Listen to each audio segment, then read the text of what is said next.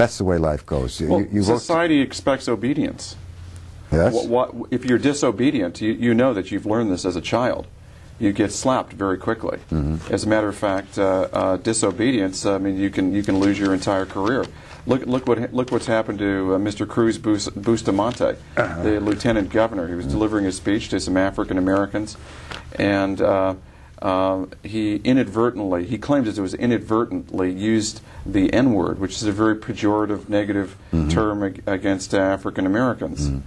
And created massive controversy, for them. And we're filled with these but you think that it's negative terms. They're on the basketball court. When I played basketball, I heard blacks call blacks as the N-word. People on the inside relate to these terms, not in a negative way per se. They resent it if you're not in the group that they're in. Do you think it's possible to have a politician who is a public speaker inadvertently use a word? Does that sound plausible to you? In other words, I think he's inundated with the term throughout his life, so it will pop out. Why would somebody be inundated with a because he grows up on the streets, racist term? You hear these terms. They're all over. They're in locker rooms. They're everywhere. Well, Mark Furman, they claim, used that term. F. Lee Bailey got him during the O.J. trial to admit that, he denied using the term. Yes, I remember the evidence.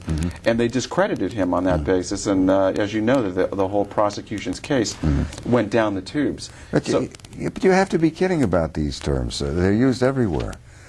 What is his name? Cruz Bustamante, respected Lieutenant Governor of California. These terms are used in private. They move over to the public. You don't subscribe Jesse to Jackson called it Hyme-land. Hyme-town. Hyme-town.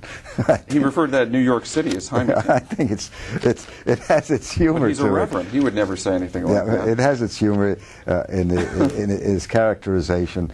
People characterize each other in ways. They want a thumbnail, nutshell description, and they've been put down themselves, whether it's Jesse Jackson or anybody else. That violates the fundamental rule of political correctness today.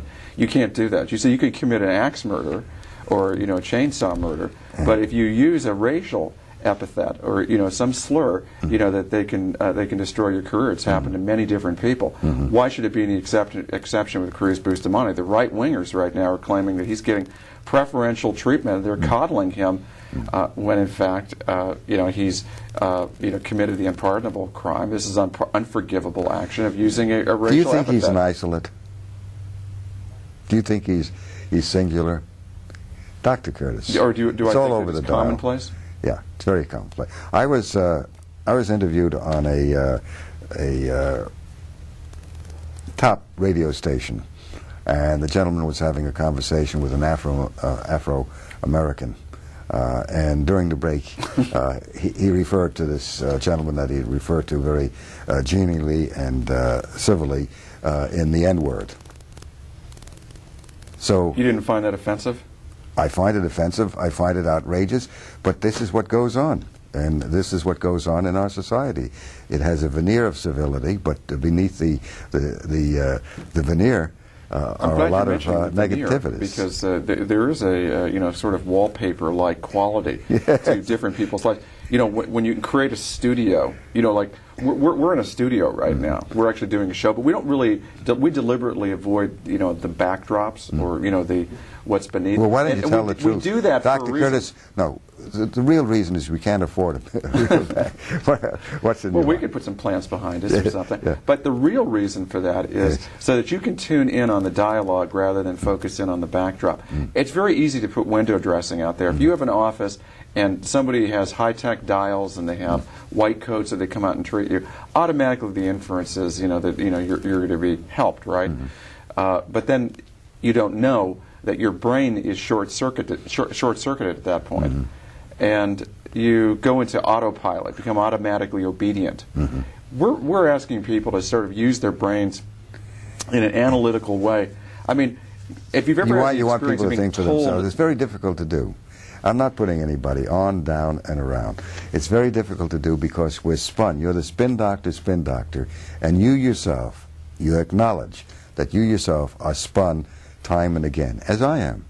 We find out later the information that we have is not factual. In fact, it's so unfactual, so inept, so mythological that we're in deep doo-doo doing what we have done. Well, as a matter of fact, it's deliberately designed that way by certain clever propagandists who have their... Designed or not, that's the reality. They give you false information in order to send you down a garden path.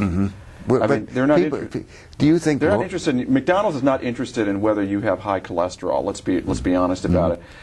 Philip Morris could care less whether you're choking with COPD eventually. I don't know if you're cognizant how many people die of lung cancer a year, but lung cancer is only a very small fraction of the deaths related to cigarette smoking. Now there are 400,000 deaths a year. I was in a civil proceeding, as an expert, and the the cross-examining attorney. They're going to ask you the simple question: are you a medical doctor? Well, you're like psychic. You're going to say that, but that's not all they asked me. They did ask me that question whether I was a medical doctor. I said no. I have more questions for the doctor. He said, "Isn't it true, Dr. Curtis? Isn't it true that it's possible that something other than cigarette smoking could have caused the death of the patient that I was providing treatment to?" Isn't it possible? Of course. Isn't it possible? So I said yes. And so he said, "I have no further questions of the witness." All right. I want to pursue that just for a now, moment. the inference it's created is, well, that must mean he made his point, and the jury has to take that under advisement. Well, he's a lawyer. The reality is that he was spinning. He's spinning. He's representing. He was giving you and they want to win at any cost. Truth. The truth is not the issue in court. It's who can influence the jury. Now, well, it's who can beat up the jury. Yeah, and who can twist their arm, bend their thinking in order to transform it. Look, when it is said that justice is blind. Well, justice is served. I was told this by a very respected attorney. He said justice is served when the attorney is paid. Yes. That taught me something, because it was a very, I mean, that sounds very cynical to people because they really believe in fairness. I like this cartoon. Folks, if you can tune into this cartoon and see if we can get this on the screen. We have Dr. Curtis's books on there. Now we have this cartoon, if you can pick that up. I think it's a fascinating comment on this, if you can see it.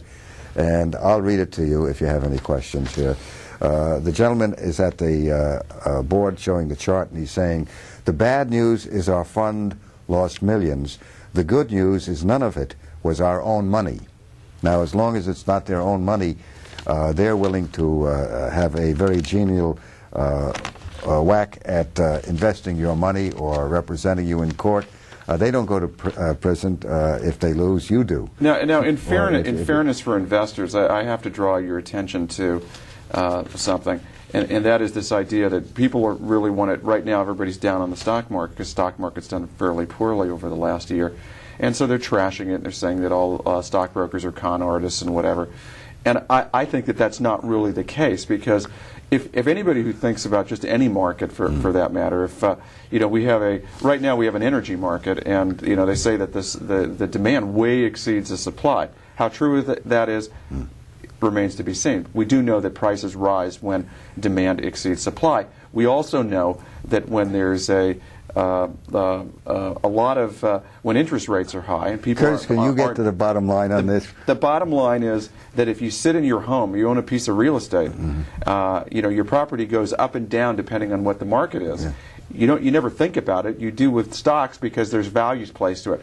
But there's no difference in any market. There is. Curtis, I like Curtis. He's a spin doctor. I find that if I buy stocks, I'm spun. I'm not told the realities. One of the stocks, one of the bonds I bought went belly up. And who collected first? The banks. I never knew the banks collect first, not the stockholder. That's interesting.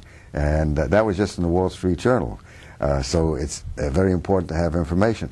Beside which, the insiders know much more than you do, or I do, or Dr. Curtis does. But this is an interesting cartoon from the Wall Street Journal. They have great stuff in the Wall Street Journal. I subscribe to it, and to the LA Times and the New York Times and the Atlantic Monthly and Washington Monthly and a lot of other stuff. It's fascinating to read what goes on. If you can read this, it's on the screen, and I think you could see it. And I'll read it to you again. It says, Chuck teaches voodoo economics at the university. And there's a picture of Chuck there as the voodoo. I believe there was a gentleman by the name of, who was it, Bush, who called it voodoo economics? Who would call it voodoo economics? I believe it was George W. Bush's father. Yeah. Who referred to Ronald Reagan's economic program that was devised by a fellow by the name of Arthur Laffer. That's with two F's and not a UH, which was a supply side theory, which had to do with trickle down economics. And he did say at the time that that Reagan's economic program would quadruple the debt and lead to nearly bankrupting the country. And he took over office in 1980 with a budget deficit, I believe it was $60 billion that Carter had he had inherited from Carter, and I think he left office with, I think it was in the $260 billion range. It's chicken feed in today's society. We're taxed galore. I wonder myself when I pay taxes, is this real? There's tax on everything. It doesn't end. It's endless. I'm almost at the point of joining the Republican Party with the tax situation. Did you hear that the most recent opposition, I think yes, I think you should be. I think people should be aware, and this is a great example of spin, is that the impression's created. Well, all Republicans are all part of the same fence, or all on the same team. With regard to the tax cuts, there have been defections among Republicans right now, not going along with Bush's tax plan. Now, why is that? That's the death tax. No, not just that. Well, they've abandoned the death tax. I mean, any kind of death tax reform. They've abandoned the marriage penalty, and now they're basically abandoning the income tax reductions that Bush is calling for. So he ran on a ticket that is not viable. Well, he ran on an illusory platform that created a carrot for people to get whipped up about and follow him, but would never get through Congress because Congress is never going to vote themselves out, vote themselves less income, and they don't make money. They just take money, and they take money from the people. They turn you upside down. They turn me upside down every year, and that's the way things work. And however much money the government pays for a coffee pot or any other piece. Look, Cheney made a very, in the last debates, I mean, it was a very, I think, telling statement he made to Joe Lieberman in this debate. He said that he told Lieberman that he's made all his money in the private sector, and he's going to help Lieberman get into the private sector, meaning that he's going to beat them in the election. And the funny thing is that he works for Halliburton Company, which is a huge oil contract. Worked. He worked for Halliburton Company. Yeah, he made a fortune. And he got all kinds of options. But we only have a few seconds left. He made millions. The bottom line, is that Cheney got all his money in Halliburton from the government, government contracting. You're very cynical and skeptical. Dr. Curtis does not have that sense of openness and generosity that you and I would have. If you can make money, why not? And if you happen to be out there and you make millions and millions and so forth, and what's wrong with that? You said you like success. Thank you very much, Dr. Curtis. Spin Doctor. I'm Mort Cooper. You got to be kidding. Bye-bye.